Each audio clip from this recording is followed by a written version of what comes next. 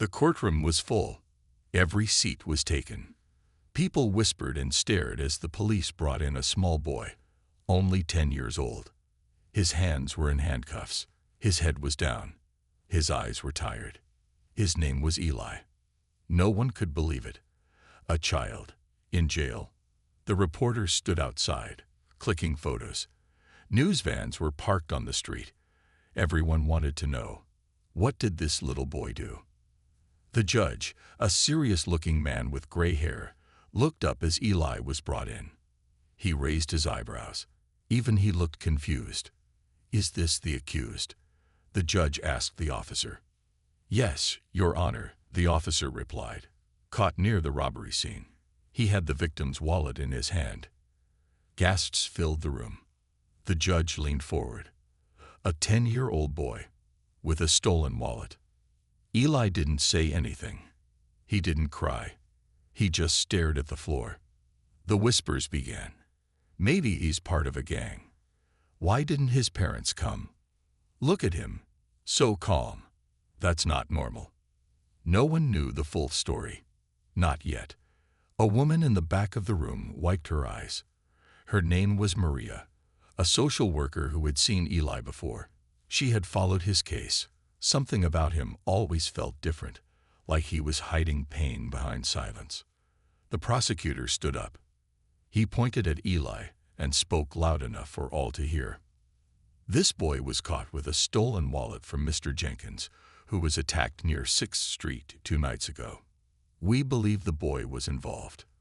He paused, then added, and he has no guardian with him. No address, no school, no explanation. The judge looked at Eli again. "Young man, do you have anything to say?" Eli stayed quiet. His small fingers moved slightly, like he wanted to speak. But he didn't. The silence in the room grew heavy. Maria stood up. "Your Honor, may I speak?" The judge nodded. She stepped forward. "Eli is not a criminal. He's a child who has lived in more foster homes than birthdays he's had. He lost his parents in a house fire when he was 5. Since then, no one has given him a real home." The judge listened, but his eyes stayed on Eli. Maria continued, "He doesn't speak much, but I believe he knows more than we think." The judge sighed. "Eli, did you steal the wallet?" Eli finally raised his head.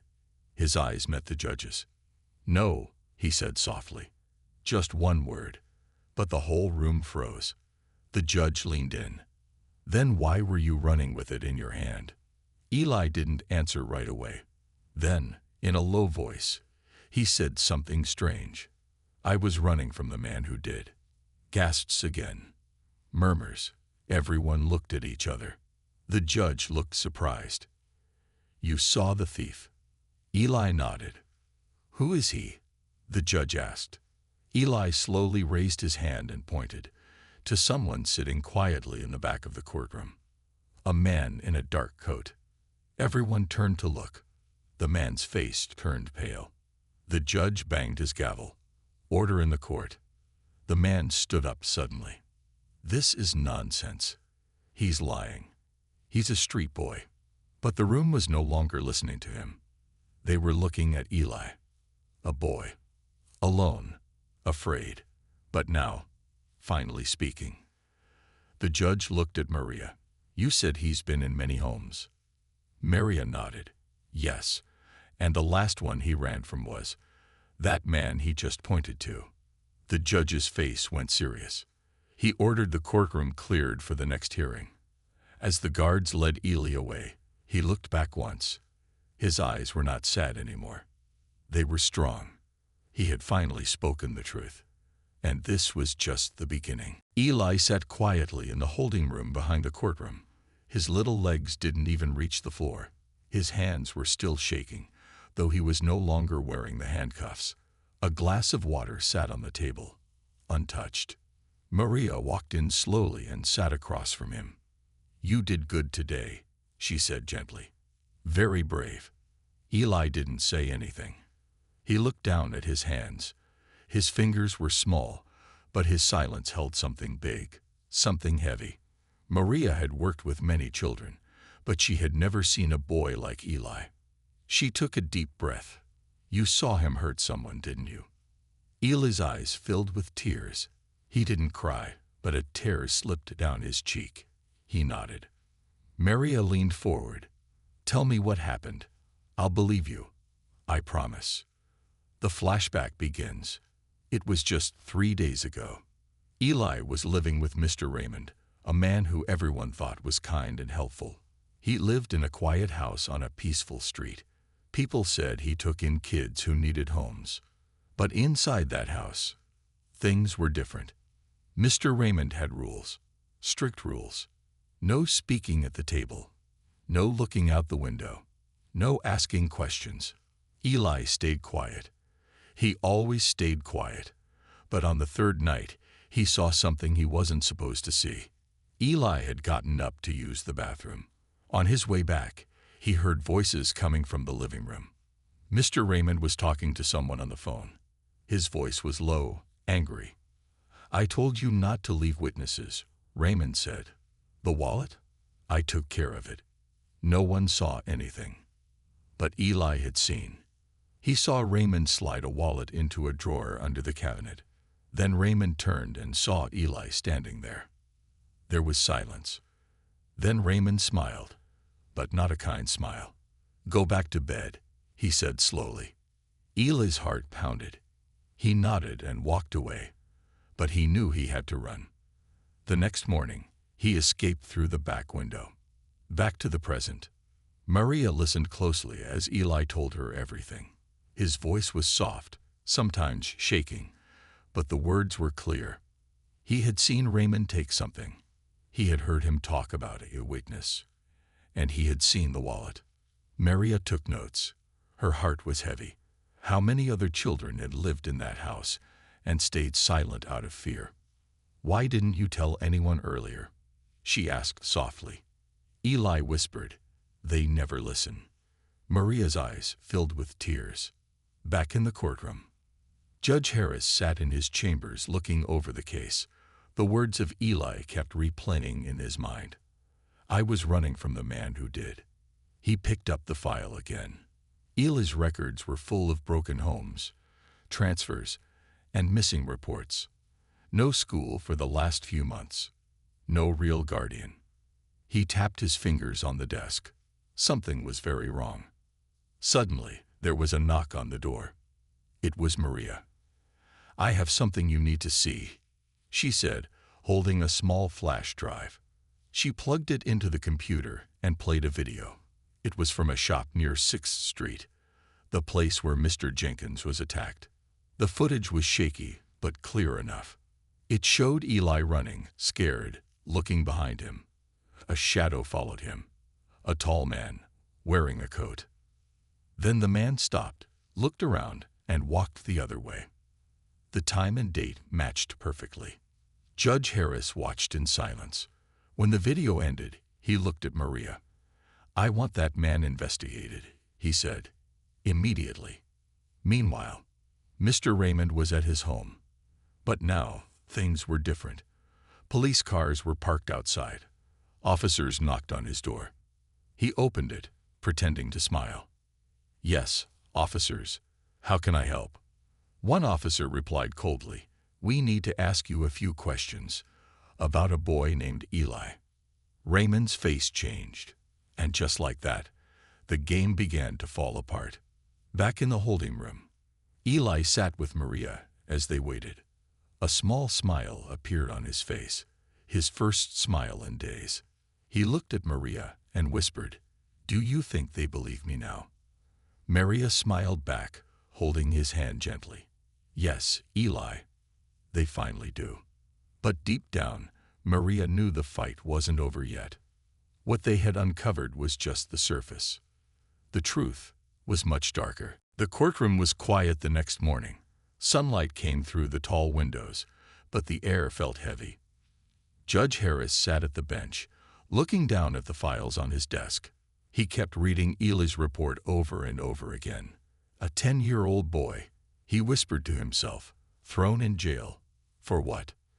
He looked over at the door, waiting for Maria to arrive. His mind was full of questions. Things didn't add up. He had seen the video. He had read Maria's notes. And now he was starting to believe that Eli wasn't the problem. He was the key. Just then, Maria entered the room, holding a brown envelope. "Judge, I found something," she said. "What is it?" he asked. Maria opened the envelope and pulled out a photograph. "This," she said, "is Mr. Raymond's backyard." Judge Harris leaned in. His eyes widened. In the photo, there was a small shed. And behind the shed, something half buried. A shoe. Small, dirty, clearly belonging to a child. Judge Harris looked up at her. "You think there are others?" Maria nodded slowly. "I think Eli wasn't the first." Eli's second interview. Meanwhile, Eli sat in the quiet room, playing with a toy car Maria had given him. His face looked calm, but his eyes still held the same fear. An officer came in, gentle in his approach. "Hey, Eli, can we talk a little?" Eli nodded. The officer sat down. "You said something about a wallet. Do you remember what it looked like?" Eli thought for a moment, then used his fingers to draw a shape in the air. "Black, with a badge inside." The officer paused. "A badge." Eli nodded again. "It had a star." The officer stood up, heart pounding. A wallet with a badge. That meant the victim wasn't just anyone. It was someone from law enforcement. He rushed out of the room to tell Maria. Raymond's web of lies. Back at Raymond's house, the police had started digging near the shed. They pulled out bags of clothes, some small, some stained, some torn. Each one told a silent story. Neighbors stood at their windows, shocked. "We always thought he was just helping kids," one woman whispered. "He gave them food, clothes. How could this happen?" Raymond sat in the back of a police car, quiet but sweating. He had no more smiles left. Inside his house, officers found a hidden box under the floorboards. Inside were pictures, old photographs of children, names written on the back. Some of them had been reported missing. Some were never found. Eli's picture was there too, and under Eli's photo, it read, "Too curious. Watch him." Judge Harris makes a move. That evening, Judge Harris called a special session. He invited the police chief, a children's rights lawyer, and Maria. "We've arrested the wrong person," the judge said. He slammed the gavel on the desk. "That boy is not a criminal. He is a witness, and maybe even a hero." The room went silent. "Tomorrow," Judge Harris said, "I want Eli brought into the courtroom. This time, he will speak freely. No fear, no lies." Maria nodded, her eyes shining with pride. Eli prepares to speak. Back in the shelter, Eli sat with Maria, holding her hand tightly. "Are you sure I can do this?" he asked. Maria smiled. "You're the only one who can." She gave him a notebook and a pen. "Write down anything you want the judge to know," she said. Eli began to write. Slowly, carefully, line by line, his small hands wrote the truth. About Mr. Raymond, about the locked room, about the voice on the phone, about the other kids, about the fear, about the night he ran away. Maria read it afterward and couldn't stop her tears. She knew this would change everything. The storm before the truth. Outside, dark clouds started to gather. The next day, the city would hear Eli's story, but not everyone wanted that to happen. That night, a man in a hoodie stood across the street from the shelter. He watched the lights go off. He made a call. "The boy's going to talk tomorrow." A voice replied on the other side. Cold, calm. "Make sure he doesn't." The danger wasn't over. In fact, it was just beginning. The morning of the hearing arrived. The sky was gray, and soft rain fell on the courthouse steps. People gathered outside with umbrellas, whispering to each other. News had spread. A 10-year-old boy was about to speak, and his words might expose a hidden crime. Inside the courtroom, Judge Harris sat tall and serious. Maria stood beside Eli, holding his small hand. His notebook was tucked under his arm. He wore clean clothes, but his eyes still showed fear. The courtroom was packed. Reporters, police officers, and even strangers filled the benches. Everyone wanted to know what this boy had to say. But not everyone was happy about it. A strange face in the crowd. As Eli stepped forward to take the stand, Maria scanned the room. She spotted a man in a black hoodie at the back. He wasn't sitting. He wasn't blinking. He was watching Eli. Maria leaned closer to a nearby officer. "Keep an eye on the man in black." The officer nodded, but she felt uneasy. Something was wrong.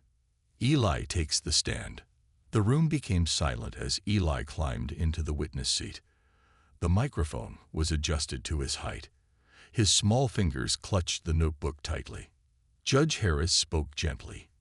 "Eli, you can tell us anything. You're safe here." Eli looked at Maria, then slowly opened his notebook. His voice trembled, but he began to read. "My name is Eli. I lived with Mr. Raymond for 3 months. At first, he was nice. He gave me food. But then, he changed. He locked the doors. He didn't let me go outside. I heard him talking on the phone about other kids. I saw things I wasn't supposed to see. One night, I ran away. I saw him put something in the shed. I saw him carry a bag. A big, heavy bag." Gasps echoed through the courtroom. The judge leaned forward. "He said if I talked, I'd disappear like the others. But I'm talking now." The hooded man moves. In the back of the room, the man in the hoodie shifted. His hand went into his pocket. Maria saw him. Her heart raced. She quickly whispered to the officer beside her, "He's going for something. Stop him." Before the man could move any closer, 2 officers rushed him. They pulled him to the ground. A knife fell from his coat. Chaos broke out. People screamed. Reporters shouted. Eli ducked in fear. The man shouted, "You should have stayed quiet, kid." But it was too late. He was arrested. And now, everyone believed Eli's story. Judge Harris responds. Once the room was calm, Judge Harris stood up and looked around. "This boy risked his life to speak the truth. He has more courage than many adults I know." He turned to the officers. "I want a full investigation into Mr. Raymond's past. Reopen the missing children cases. Search every inch of that property." He turned to Eli, his voice kind. "You are free now, Eli. You are safe." Eli's eyes filled with tears. For the first time in a long time, he smiled. The city reacts. Outside the courthouse, reporters gave live updates. Social media lit up with messages of support. "Eli is a hero," one person posted. "More kids might be saved because of him," wrote another. The police released a statement. "Mr. Raymond is being investigated for possible involvement in multiple disappearances. A full search is underway." People across the city started talking. Parents hugged their children a little tighter. Neighbors checked in on each other. The story had shaken the entire community. Back at the shelter. That night, Eli sat with Maria at the shelter. He had warm soup, a soft bed, and no more fear in his eyes. Maria looked at him. "You were very brave today." Eli smiled. "I just told the truth." She handed him a drawing book. "What's this?" he asked. "A new start," she said. "Draw your future now." Eli opened the book and started to draw. Trees, sunshine, a house, a happy family. Something he hadn't seen in a long time. But one file remained unopened. In a locked room at the police station, an officer opened a final box from Mr. Raymond's house. Inside were letters, handwritten, all addressed to one name, the client, and in the last letter, a line was underlined. "The boy saw too much. If he talks, everything ends." The officer looked up, shocked. This wasn't over. Not even close. It had been 3 days since Eli told the court everything. Mr. Raymond was now behind bars. But something still didn't feel right. The officers had found scary things in Raymond's house. Photos of missing kids, names written in codes, and secret documents. But the most chilling part was a file they almost missed. It had no name. Just 2 words. The client. Maria returns to the station. Maria visited the police station to check on Eli's case. Eli was now staying safely with a kind foster family. But Maria had been thinking about something. A name Eli had once whispered in his sleep. Dr. Gray. Dr. Gray. She didn't know who that was, but she had a strange feeling it was connected. At the station, Officer Jenkins greeted her with a worried face. "We found something, Maria, and you won't like it." He placed the file in front of her. A secret network. Maria opened the file and gasped. Inside were photos of important people, doctors, lawyers, even a judge. One page had a list of monthly payments. The top name on the list was Dr. Edward Gray. Maria's heart froze. "That's the name." Eli said it. Officer Jenkins nodded. "He's a famous child psychologist. Runs a rehab clinic for troubled kids. But we think it's a cover." They pulled up Dr. Gray's photo. He looked kind. Warm smile. Gray hair. Glasses. The kind of person parents would trust. But behind that smile was darkness. A visit to the clinic. Maria and 2 detectives visited Dr. Gray's clinic. It looked peaceful. Bright walls, happy photos of children on the walls. Dr. Gray welcomed them politely. "How can I help you, officers?" Maria watched him carefully. "We're looking into Mr. Raymond's case. We found your name in his records," one officer said. Dr. Gray's smile faded for a split second, but then returned. "That must be a mistake. I treat many children. Perhaps he sent someone here before. I wouldn't know." He stayed calm. Too calm. Maria noticed a door in the hallway marked "Staff Only," but it wasn't locked. And it wasn't empty. The basement door. While Dr. Gray spoke to the officers, Maria quietly slipped away. She opened the staff room door and followed a staircase down into a dark basement. The air was cold. The smell was strange, like damp clothes and cleaning chemicals. She reached the bottom and saw locked rooms, small, windowless, and in one of them, a child's shoe. She ran back up. "Arrest him," she whispered. "Now." The hidden truth. Dr. Gray was arrested that night. Police searched the entire building and found underground rooms, fake documents, and cameras. It was all part of a child trafficking ring. Mr. Raymond had worked for him. But Eli's story had broken everything open. Back in court, Eli was brought back to court as a hero. The judge, the same one who once looked at him with doubt, now stood up to thank him. "Your words didn't just save yourself, Eli," he said. "You helped save many children who might still be trapped. You've done something no adult could."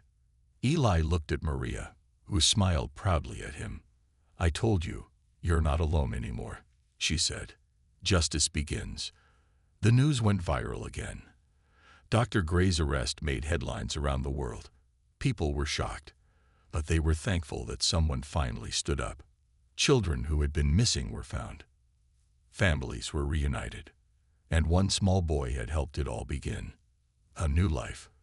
Weeks later, Eli was placed with a new family who truly loved him. He had his own room, toys, books, and no fear. Maria still visited him every week. They shared ice cream and drew pictures together. One day, Eli handed her a new drawing. It was a picture of her and him, both smiling. Underneath, he had written, "Thank you for believing me." But one call came too late. In a quiet part of the city, a phone rang inside a dark office. A man picked it up. He talked. The voice on the other side said. The man didn't speak. He just listened. Then he whispered, "Then it's time we disappear." He burned the last file in his drawer and vanished. It had been 2 months since Dr. Gray was arrested. Eli was safe. The court had cleared his name. People now saw him as a brave boy, not a criminal. But Maria, she still felt something was missing. A letter without a name. One rainy evening, Maria returned home from work. She found a letter at her door. No name, no return address. Only 2 words were written on it. For Eli. Maria rushed inside and opened it. Inside was a drawing. Childlike, rough, done with a blue crayon. It showed 3 children. 2 were holding hands. The third one was standing behind bars. On the back, a note said, "One more is still out there. Please, find her." Maria's hands trembled. The forgotten girl. She showed the letter to Officer Jenkins. He looked shocked. "We thought all the kids were found." Maria scanned the list of missing children again. There it was. Abigail Moore, age 6. Missing for 4 months. Never found. No one had connected her case to Dr. Gray's group. Until now. Eli's memory returns. Maria visited Eli the next day. He was playing with toy blocks when she sat beside him. She showed him the drawing. His eyes widened. "I know her," he whispered. "She was there, in the room next to mine. She used to sing when she was scared." Maria leaned closer. "Do you remember anything else? Anything that can help us?" Eli closed his eyes. He pointed to one corner of the drawing. There was a red chair. Big. The man who sat on it wore gloves. Always. Maria paused. That detail, a red chair and gloves, felt important. The secret warehouse. Officer Jenkins remembered something. "There's an abandoned warehouse near the edge of town. We saw a red chair there once when searching another case. Thought it was just junk." Maria and a team rushed there. The warehouse looked empty. Broken windows, rusted gates, silence all around. But as they stepped inside, they saw the red chair. And beside it, a small music box still playing a quiet tune. The race against time. Maria kicked open the old wooden door behind the chair. She found a staircase leading underground. It was dark, cold, but she heard something. A soft humming. They followed the sound, heart pounding. At the end of the tunnel, behind a locked metal door, was Abigail, curled in a blanket, humming to herself. Still alive, still waiting. Maria opened the door and ran to her. "It's okay. You're safe now." The little girl looked up with wide eyes. "Is Eli safe too?" Maria nodded, holding back tears. "Yes, and he never stopped thinking about you." The truth about the gloves. As they brought Abigail out, she whispered one more thing. The man with gloves had a scar on his neck. Maria froze. There was one man who hadn't been caught yet. One of Dr. Gray's partners. He had testified in court pretending to be innocent. Maria checked the photos from the case. There he was, smiling. Suit and tie, and just beneath his collar, a long faded scar. A bigger network. The man's name was Charles Dent. Respected businessman. Donated to orphanages. No one suspected him. Now they knew the truth. The police launched another investigation. More children were found. More people arrested. And all because Eli remembered one tiny detail. Back to the courtroom. Abigail stood beside Eli at the next court session. This time, they both gave statements. The judge looked at them. 2 small children, both full of courage. "You've helped bring down something dark," the judge said. "And because of you, many kids will sleep safely tonight." A letter to the world. Eli wrote a letter that was shared across the country. "I was small, but I saw everything. People said I lied, but one woman believed me. And now I believe in me too." The letter brought millions to tears, but one person was still missing.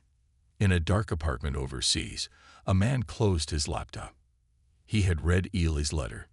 He picked up a suitcase filled with cash and passports. He stared at a photo of a young boy. "Eli," he whispered, "you were never supposed to speak." Now, I'll have to finish this myself. 2 weeks passed after Abigail was rescued. Eli started to smile again. He and Maria planted flowers in their small garden. Life was slowly going back to normal. But peace doesn't last forever. A stranger arrives. One quiet morning, a black car stopped at the end of Maria's street. No one saw who was inside. The windows were dark. The engine stayed on. From inside the car, a man watched Eli playing with a ball. The man wore black gloves, and on his neck, a long scar, just like Abigail described. Charles Dent had returned. He was the last monster in Dr. Gray's secret group. And now, he wanted revenge. A message in the mail. That evening, Maria found a letter under her door again.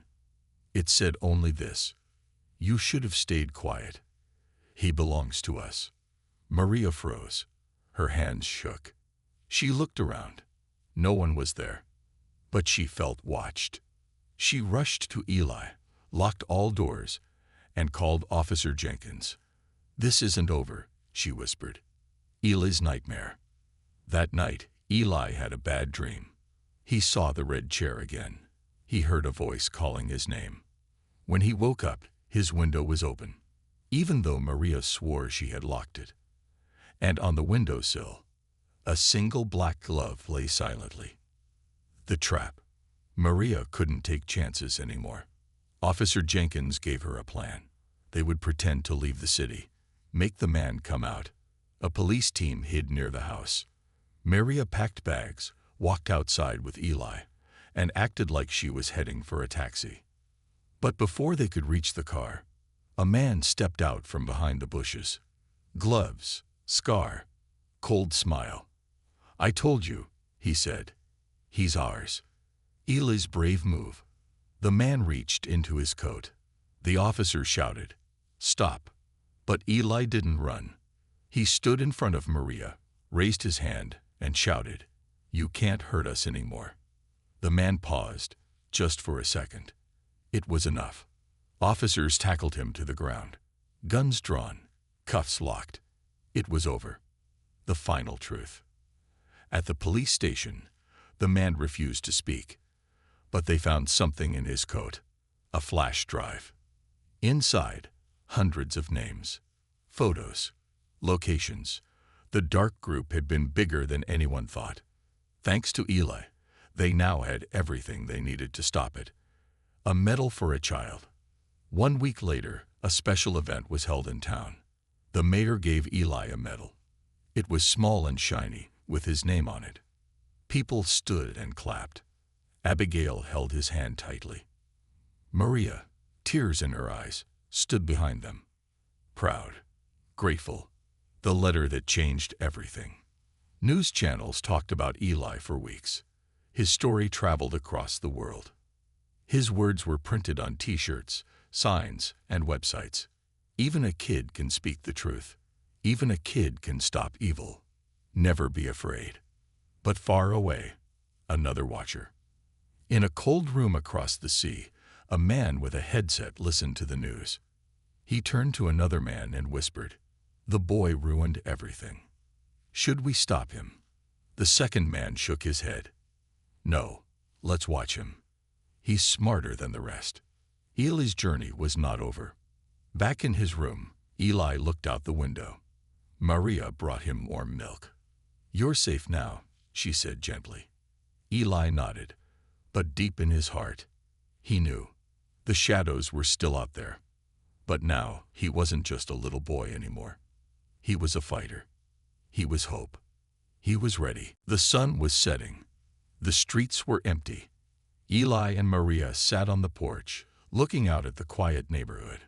It had been months since Eli had faced the darkness of the past. Now life seemed peaceful again. But Eli's eyes held a sadness that wouldn't fade. A knock at the door. The sound of a knock broke the silence. Maria stood up, her heart racing. She wasn't expecting anyone. She opened the door slowly, her mind racing with possibilities. Standing there was an unfamiliar man. Tall, wearing a black coat. His face was hidden in shadow. But his eyes, They looked cold, calculating. "I need to speak with Ela," the man said. Maria's instincts kicked in. "No," she said firmly. "He's not here." The man stepped closer. "I know he's inside." His voice had an edge to it. Dangerous. Maria's grip tightened on the door, but she didn't back away. "I told you, he's not here." She slammed the door, locking it. Her breath was shaky now. Who was this man? And how did he know Ela? Ela's fear. Eli was sitting on the floor, playing with his toys. But he sensed something was wrong. He stood up, walking to the window. The man in the coat was still standing outside, staring at the house. His eyes, they were like two cold stones, burning with hatred. Ela's heart started to pound in his chest. The man knew. He knew everything. "I don't want to go back," Eli whispered to himself, his voice breaking. He ran to Maria, his small feet slapping against the floor. "Maria, I saw him. I saw him in the window. I saw his eyes." Maria turned to him, her face pale. "Don't worry. We'll be okay. We'll call Officer Jenkins." The chase. Maria dialed Officer Jenkins immediately, but before she could speak, there was another knock at the door. This time, it wasn't just one man. A group of men stood outside, their eyes cold, their faces emotionless. They wore black coats, their hands hidden in their pockets. "We know you have him," one of the men said. "We're not leaving until you hand him over." Maria's heart raced. She backed away from the door, grabbing Eli and pulling him into the living room. "We're not letting you take him," she whispered fiercely. "Not this time." The silent threat. Outside, the men stood still, waiting. Maria and Eli heard a voice over the phone. "Officer Jenkins, don't open the door. I'm on my way. Stay quiet, stay hidden." But the men didn't leave. They waited. They knew something Maria didn't. They had been watching her every move. They knew the police were on their way. But they didn't care. They had their own plan. The final decision. Maria looked around the house. Her mind raced. What could she do? She grabbed Eli's hand tightly, pulling him towards the back door. "We need to leave. Now." As she opened the door, she saw the shadow of a man standing in the alley. It was him again, the same man who had knocked earlier. The cold man who had been following them for days. "I've been waiting for this moment," he said softly. Maria's stomach twisted with fear. She had to protect Eli. The twist. Before she could move, there was a loud crash. The front door burst open. It was Officer Jenkins, with a team of officers behind him. They rushed inside, guns drawn, but the man in the alley just smiled. Too late. He pulled something from his jacket. A small device. He pressed a button. Suddenly, the ground beneath Maria and Eli's feet shook. The entire house seemed to tremble. "Get down," Officer Jenkins yelled. The man stepped back, a satisfied grin on his face. "I've already won. You're too late."